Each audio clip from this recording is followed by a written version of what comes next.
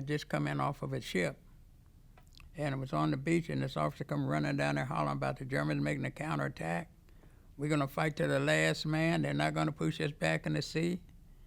And I figured, well, that's going to happen because if he's coming from this way with all of these tanks and mortar and all of that, and the channel is behind me and I can't swim it, so the only thing left to do is the best you can. But he just never got that far. So, yeah, I managed to, like I say, survive. I actually landed on the Utah beach, and we landed there about 5 o'clock in the evening, and then we dropped all of our gear, and then we had to march from the Utah to the Omaha. We took 5 in the evening till 5 in the morning. We kept getting lost and everything. And, well, it was blackout, and you're just walking, and the officers didn't know anything about it. And when we get to a checkpoint, they would tell us to shut up because we was in the front lines and we was making too much noise. And so, and then by the time we get to the Omaha Beach, well, there was no shelter. Only thing we had was a raincoat. Well, when we dropped our stuff, we kept our ammo, rifle, entrenching tools, and gas masks, and a raincoat. And then by the time we got to the Omaha, they told us just get out there and stretch out and go to sleep. So it was wet and cold and all that. You just lay on the ground and that's it. And because it got there late enough where I missed old Betcheck Charlie. So I didn't know he'd come down through there at 11 o'clock every night. Boy, that was a sight to behold. But, like I said, 11 o'clock, he's coming. And, and he was strafing all down through there. And they put enough gunfire up there where you could read a newspaper, but from the, the flashes and also from the tracers. I never saw him get hit. But, just every night at 11 o'clock, dig a hole and crawl in because he's coming. And any time when you ever saw a dogfight, it was so high up, all you could just see just little blinking lights, which would be machine gun fire. And they'd be going round and round up there, but I couldn't tell one plane from the other. But yeah, it was busy down there for about 2 or 3 weeks, and then it kind of. But the thing that got me, I'm just glad I didn't go down there on the first day, because when I got down there, the bodies were still coming in with the tide, And it was something else. You had to sit there, and then when I'm walking back there in the hedgerows, I don't know why I would be going there anyhow, but you would find body parts and all that kind of stuff, and all you could do was smell of death the whole time I was over there. But yeah, I stayed on the beach for quite a while till the front had moved off so far, until that's when they started up the red ball to get to the front. Now, my older brother, he was in, he was in the cavalry, but they changed to the mechanized cavalry.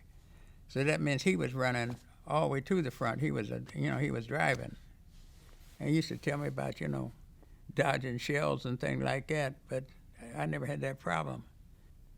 But yeah, another thing too, while I was down there, I guess the breakout was at St. Lo, and that happened in July. And for some odd reason, I decided, because I don't know how I was back there, but I was sitting on a hill looking down into St. Lo, and I was watching those bombers come. And you see a bomber stream just as far as you could see. I watched them for an hour. They bombed that place to pieces. And I figured, I said, well, nobody lived through it, but I guess they come out fighting. But that was where the breakout was. They broke up from the Bocage country on out into the, and that's when, actually I landed over there before Patton did. So Patton come in later, than I did. But anyhow, that's where he come up down through there, and that's where he come through opening, hitting out to the open country. So then they decided to go to Luxembourg and the Ardennes to set up a big dump. And so anyhow, I got there around the 1st of December. And so one day, about a couple of days later, a couple of us decided to go wandering off. And we looked down in the valley, and we could see an airfield. And these planes were taking off and starting to fire and everything. And so anyhow, we said, I wonder what's going on. I said, it's probably target practice. Well, this was the 15th of December. I found out later. That was the beginning of the Battle of the Bulge. And so when we get back to camp, they're loading up, scattering, trying to get out.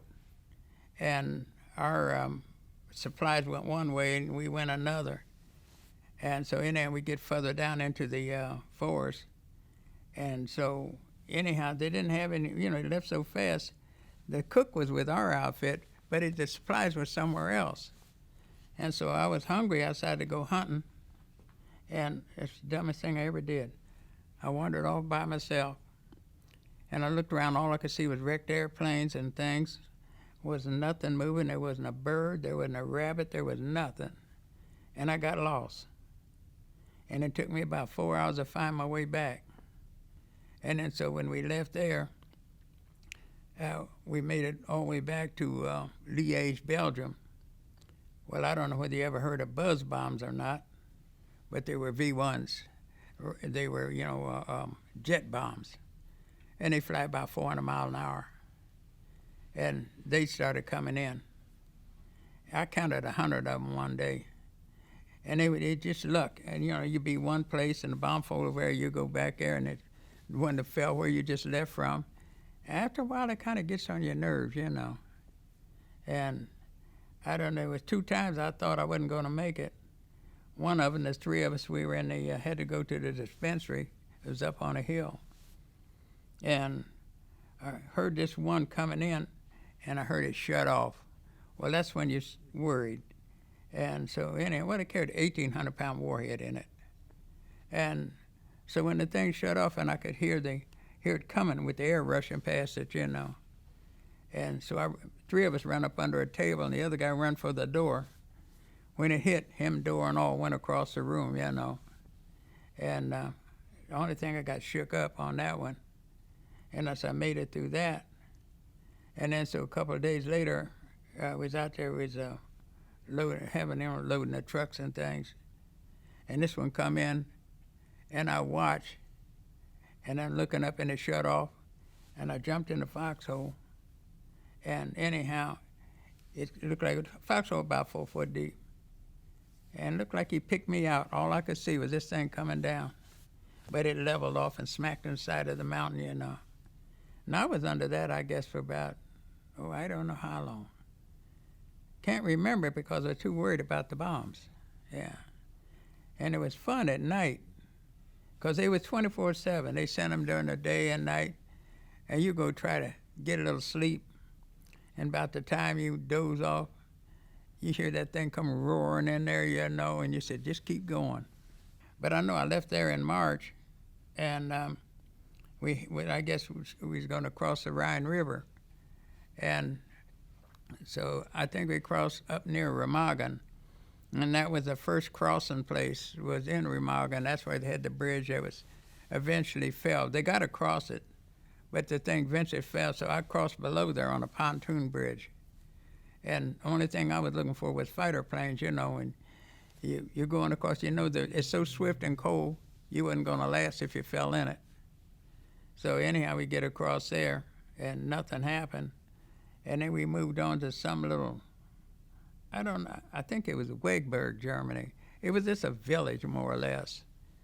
And the thing that surprised me that, what they did, the officer come in and he tell the sergeant, go down and tell the first 5 houses they had to move out because rather for them to sleep out than for us. And I got to Hanover maybe about a day or so after it was liberated. So we get there, and anyhow, I seen all these GIs stand around and civilians, and I said, what are you guys doing? And they said, well, there's a concentration camp here, and they said, what it is, the Germans had run all these people in this building and set on fire, and they set out their machine guns and gunned them down. And so they gathered up all the civilians, and to make them go in there, pick up the people and take them and bury them.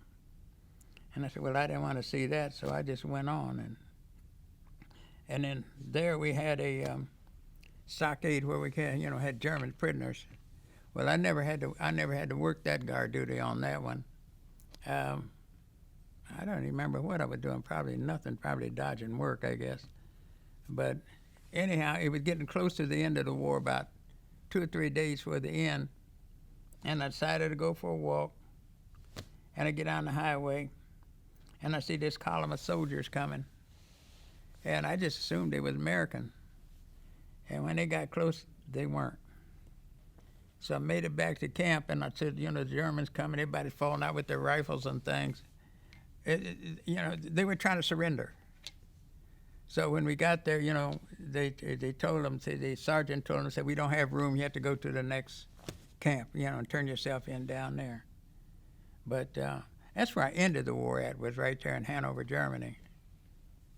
But would you say it's made you the man you are today, or do you not think it has any? Well, I tell you, I guess I don't know. I don't think I changed much, because I always just judge people by what they were, and that's it. And I don't, try to prejudge anybody. Never did.